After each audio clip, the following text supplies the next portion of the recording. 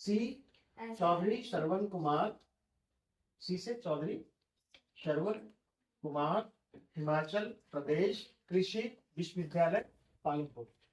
और ये जो चैनल है ना, इसमें सारे आपके एग्रीकल्चर की है, सारा आपका एग्रीकल्चर से रिलेटेड होगा इसमें।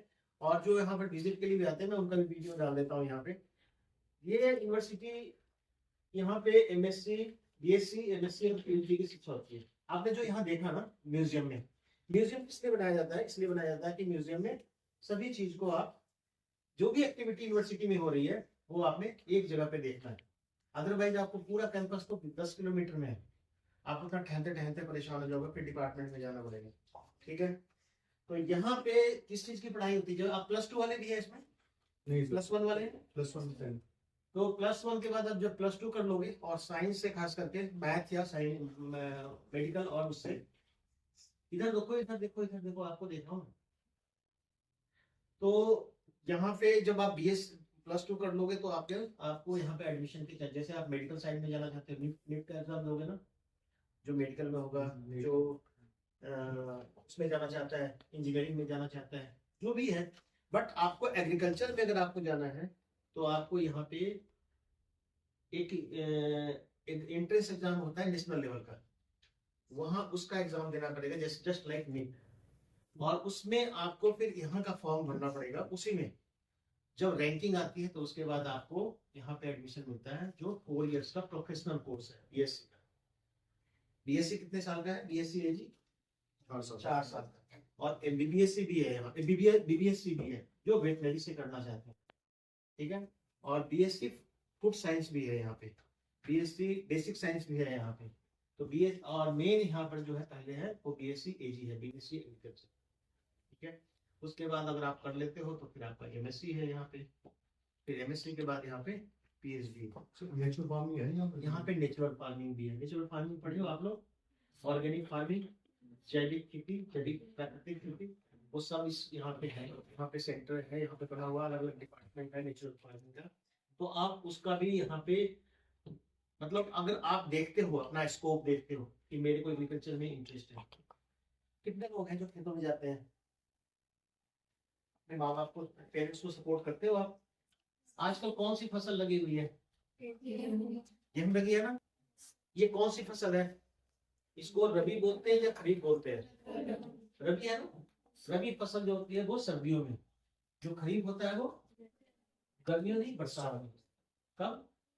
बरसात में। बरसात का मतलब ऑलमोस्ट जून जुलाई से शुरू होता है। उसमें कौन सी फसल आती है? धान और मक्का। मक्का लगाते हैं, मक्का है ना। उसके अलावा जितने भी वेजिटेबल्स भी है उसमें, जैसे बेल वाली सब्जियां हैं, घिया, डाली, करेला, खीरा, कद्दू वगैरह लगाते हैं। और अभी सर्दियों में कौन सी सब्जी लगती है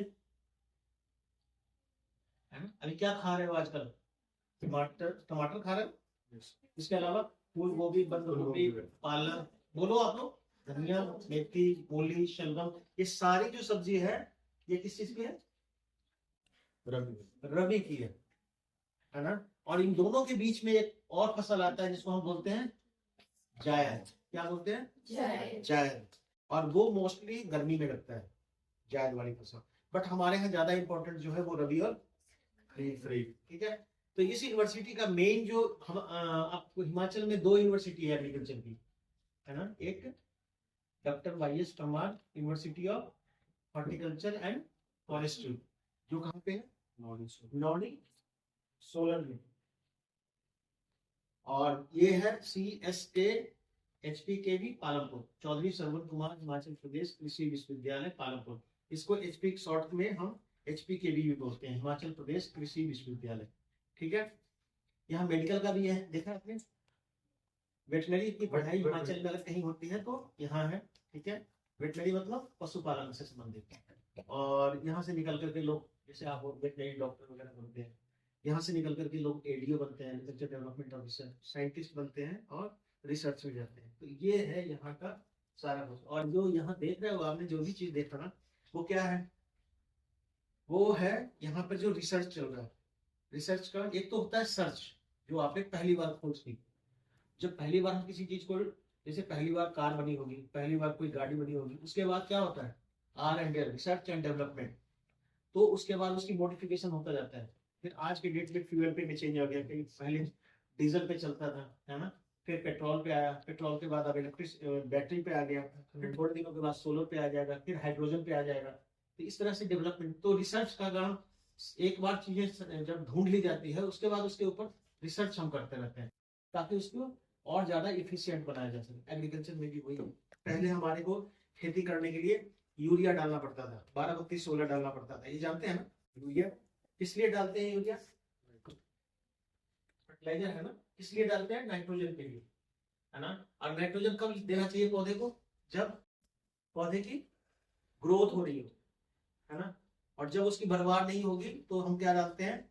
जब उसमें फल लगना हो, फूल लगना हो, बीज बनना हो, तब क्या डालते हैं? तो फास्फोरस और पोटास की जरूरत होती है। तो ये एग्रीकल्चर का साइट है, आप लोग यहाँ आए हो देखने के लिए, इसलिए मैं थोड़ा सा आप लोग को एक ब्रीफ करना चाह रहा था कि ऐसा ना हो कि आप खाली देख करके चले जाओ म्यूजियम। वैसे तो यहाँ पे बगल में साइंस सेंटर भी है। यहाँ पे किस किस चीज की पढ़ाई होती है? Agriculture, horticulture, veterinary, fisheries, poultry, है ना, और जितने भी आपके एनिमल्स के हैं, डिजीज वगैरह सारा कुछ, ठीक है ना।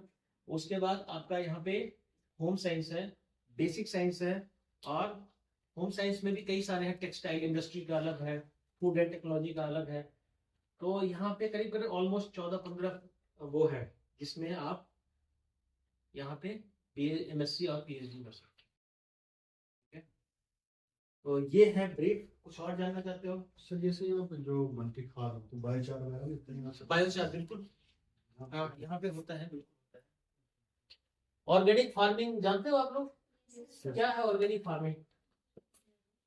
जैविक खेती। जैविक का मतलब वो खेत, वो चीजें जो जीव से प्राकृतिक रूप से बनाया जाता है, ठीक है ना। और जीव में सबसे ज्यादा इंपॉर्टेंट क्या है? केचुआ, जिसको हम बोलते हैं अर्थवर्म, है ना। वो तीन तरह का अर्थवर्म होता है। एक अर्थवर्म जो जमीन के नीचे रहता है, दूसरा अर्थवर्म जो जमीन के सरफेस पे रहता है, और तीसरा जो है इन बिटवीन रहता है। वो तीनों के टेम्परेचर में फ्लक्चुएशन है। जो जमीन के अंदर रहता है वो थोड़ा ज्यादा टेम्परेचर भी सर्वाइव कर सकता है, जो जमीन के ऊपर रहता है वो थोड़ा कम टेम्परेचर पे सर्वाइव कर सकता है। लेकिन कुछ ऐसे भी हैं जो हाई और लो के बीच में भी हैं। तो सबसे ज्यादा जो हमारे यूज होते हैं, जो केचुआ से हम केचुआ खाद बनाते हैं। केचुआ खाद क्या है? 2.5 से 3 महीने में बन के तैयार हो जाता है। नॉर्मली हम गोबर को पहले क्या करते थे? फेंक देते थे खेत में, फिर वो धीरे धीरे सड़ता था, डिकम्पोज होता था। सड़ना समझते हैं ना, डिकम्पोज होना। डिकम्पोज का मतलब है कि उसमें खाने के लिए कुछ भी नहीं बचेगा किसी भी जीव के लिए। जो कुछ भी था खाने वाला वो कन्वर्ट इनटू न्यूट्रिएंट, फिर वो पोषक तत्व में कन्वर्ट हो गया, और वो उस रूप में फॉर्म में बन गया जिस फॉर्म में वो प्लांट को इजीली अवेलेबल हो। मतलब कोई चीज सड़ा देना, वो दैट इज अ डिकम्पोजिशन। सड़ने के बाद जो चीजें प्लांट को मिलेगा, that will be the basic चीज की जो हम फर्टिलाइजर के रूप में। बट इसमें जब केचुआ खाद बनता है तो हमारा क्या है, 3 महीने में बनता है, वो रॉ में होता है। और उसके अंदर जो न्यूट्रिएंट होते हैं, NPK, कितने न्यूट्रिएंट होते हैं? 13-16 के करीब हम होते हैं वैसे पौधे को चाहिए, बट 13 बहुत इंपॉर्टेंट है। उसमें सबसे ज्यादा मेजर न्यूट्रिएंट कौन कौन सा है? NPK, नाइट्रोजन, फास्फोरस और पोटाश। इसके अलावा कैल्शियम, मैग्नीशियम और जिंक तो है ही, वो माइनर में आ जाता है। बट आजकल वो भी मेजर में आ गया है। आजकल सल्फर भी आ गया है, क्योंकि बहुत जगह इस चीज की डिफिशियंसी हो गई है, कमी हो गई है। तो अल्टीमेटली जो चीज की कमी सॉइल में हो जाती है, तो उस चीज की कमी को हम पूरा करने के लिए क्या करते हैं? ये फर्टिलाइजर। और ये जो ऑर्गेनिक हम डालते हैं, इसमें जीव होते हैं। जीव कौन सा होगा? बैक्टीरिया, फंगस, माइक्रोराइजर और कुछ इंसेक्ट। ये हमारे जमीन को क्या करते हैं? लिविंग बनाते हैं, जिंदा बनाते हैं। अगर किसी खेत में खेती छोड़ दो 10 साल के लिए, तो वो खेत फर्टाइल नहीं होगा, वो क्या होगा? बैरन हो जाएगा, मतलब अनप्रोडक्टिव हो जाएगा। तो जब जितनी ज्यादा खेती होगी उतनी ज्यादा फर्टिलाइजर हम मिलाएंगे, ऑर्गेनिक फर्टिलाइजर मिलाएंगे, ऑर्गेनिक मैन्यूर बोल सकते हैं। जब उसको मिलाएंगे तो उसके अंदर ये सारे जीव जाएंगे, और वो जमीन के अंदर जो अनअवेलेबल फॉर्म ऑफ न्यूट्रिएंट है उसको अवेलेबल फॉर्म में कन्वर्ट करता है, जो प्लांट को चाहिए होता है। इसलिए ऑर्गेनिक फर्टिलाइजर ज्यादा जरूरी है कि वो अनअवेलेबल फॉर्म ऑफ न्यूट्रिएंट जो हमारे मिट्टी में ऑलरेडी एग्जिस्ट कर रहा है उसको अवेलेबल फॉर्म में कन्वर्ट करने के लिए कोई ना कोई सोर्सेज चाहिए। तो इसलिए ऑर्गेनिक आजकल बहुत ज्यादा प्रचलन में है, क्योंकि हमारी मिट्टी क्या हो गई है, अनफर्टाइल हो गई है, जितनी ज्यादा उपज देनी चाहिए उतनी नहीं है। ठीक है, तो इसको और कोई प्रश्न वगैरह आप लोग पूछना चाहोगे? रीजनरेटिव ये वाला मैं शाम को वीडियो डाल दूंगा, ठीक है, आप लोग अपने आप को देख भी सकते हो वहां पे। और कोई कुछ बोलना चाहता है? मैं पिछली बार तो बड़े अच्छे बच्चे आए हुए थे 7th क्लास के थे और देवर वॉलेंटरी, वो बच्चे बड़े अच्छे बोल रहे थे। अगर कुछ बोलना चाहते हो, कुछ पूछना चाहते हो तो मेरे को अच्छा लगेगा, if you want to something. और टीचर्स उनके बड़े थे, पता नहीं कौन सा गांव था, अभी देख लेना आपने। और लड़के बड़े छोटे छोटे से थे, आई थिंक से 6-7 क्लास के थे। तो आप लोग कुछ पूछना चाहते हो तो? मैं यहाँ पे doctor B N Sinha scientist हूँ, वेजिटेबल डिसिप्लिन से, ठीक है ना? तो कुछ पूछना चाहते हो तो? रीजनरेटिव एग्रीकल्चर, देखिए घूम फिर करके एग्रीकल्चर तो हमारा ट्रेडिशनली चल रहा है, हम मॉडर्न एग्रीकल्चर की तरफ चले गए, इसमें हम किसी चीज के लिए सीधा एग्रीकल्चर है क्या, खेती में हमारे पास सीड जो हम ऊपर से डालते हैं बाहर से, और प्लस फर्टिलाइजर जो हमको न्यूट्रिएंट देना होता है, और तीसरा चीज हम ऊपर से पेस्टिसाइड, अगर कीड़े मकोड़े लग गए, बीमारी लग गई तो उसको बचाने के लिए। तीन ही फैक्टर हैं, इन तीनों को अगर हमने सब पूरा कन्वर्ट कर दिया था ऑर्गेनिक से इनऑर्गेनिक की तरफ, मतलब हम केमिकल ज्यादा यूज करने लगे थे डायरेक्ट, है ना? खाना तो हम वैसे तो पौधा वही लेता है, उसको नहीं पता है कि आपने जो उसको सोर्स दिया ना, मान लीजिए कि आपने एक तरफ से यूरिया दिया है एक पौधे को, और एक पौधे को आपने दिया FYM या ऑर्गेनिक फर्टिलाइजर, तो पौधे को नहीं पता है कि हमें इन्होंने क्या दिया, उसको चाहिए नाइट्रोजन, तो वो नाइट्रोजन कहाँ से लेगा?